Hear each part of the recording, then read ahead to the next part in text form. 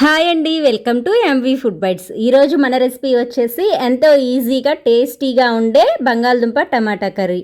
ఈ కర్రీ మనకి అన్నంలోకే కాకుండా బిర్యానీ, చపాతీ, పుల్కాలోకి కూడా సూపర్గా ఉంటుంది. ఇంకా ఆలస్యం చేయకుండా ఎంతో ఈజీగా ఉండే ఈ బంగాళదుంప టమాటా కర్రీని చూసేద్దాం పదండి. ఈ కర్రీ కోసం ముందుగా హీట్ అయిన బాండీలో 3 to 4 టేబుల్ స్పూన్స్ వరకు ఆయిల్ వేసుకొని హీట్ అయిన తర్వాత 1 టీ స్పూన్ ఆవాలు, 1 టీ స్పూన్ జీలకర్ర, 2 ఎండుమిర్చి వేసి అవి కాస్త చిట్లిన తర్వాత ఓ పెద్ద ఉల్లిపాయ తరుగు, 4 రెమ్మల కరివేపాకు వేసి ఉల్లి ముక్కలు పచ్చిదనం పోయి కొద్దిగా కలర్ చేంజ్ అయ్యే వరకు ఈ విధంగా వేపిన తర్వాత ఇప్పుడు ఇందులోకి 1 టీ స్పూన్ వరకు ఫ్రెష్గా దంచిన అల్లం వెల్లుల్లి పేస్ట్ వేసుకొని పచ్చివాసన పోయే వరకు వేగిన తర్వాత ఇప్పుడు ఇందులోకి 3 మీడియం సైజు పండు టొమాటో ముక్కల్ని కూడా వేసి రుచికి సరిపడా ఉప్పు, 1/2 టీ స్పూన్ పసుపు కూడా వేసి అంతా బాగా కలిసేలా కలిపి మీడియం ఫ్లేమ్ మీద మూత పెట్టి ఒక 5 నిమిషాలు మగ్గించాలి.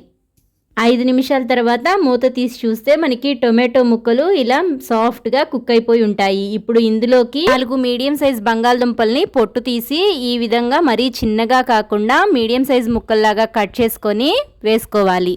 ఇప్పుడు ఈ బంగాళదుంప ముక్కల్ని కూడా ఆయిల్లో ఓ నిమిషం వేపి మీడియం ఫ్లేమ్ మీద మూత పెట్టి 5 నిమిషాలు మధ్య మధ్యలో కలుపుకుంటూ మగ్గించిన తర్వాత మనకి కర్రీ ఉడకటానికి సరిపోయే విధంగా ఒక చిన్న గ్లాసు వాటర్ పోసుకొని ఇప్పుడు ఇదే స్టేజ్ లోనే 2 పచ్చిమిర్చి చీలికలు, కొద్దిగా కొత్తిమీర తరుగు, 1 టీ స్పూన్ ధనియాల పొడి, 1/2 టీ స్పూన్ జీలకర్ర పొడి, 1/2 టీ స్పూన్ గరం మసాలా, 2 టీ స్పూన్ల వరకు కారం వేసుకొని మసాలాలన్నీ కర్రీతో బాగా కలిసేలా కలిపిన తర్వాత మరొక 2 నిమిషాలు మూత పెట్టి మగ్గించారంటే మనకి బంగాళదుంప ఈ విధంగా సాఫ్ట్గా ఉడికిపోతుంది. ఇప్పుడు ఈ కర్రీని ఇలా వీడియోలో చూపిన విధంగా ఆయిల్ పైకి తేలే వరకు ఉడికించిన తర్వాత స్టవ్ ఆఫ్ చేసి సర్వ్ చేసుకోవటమే.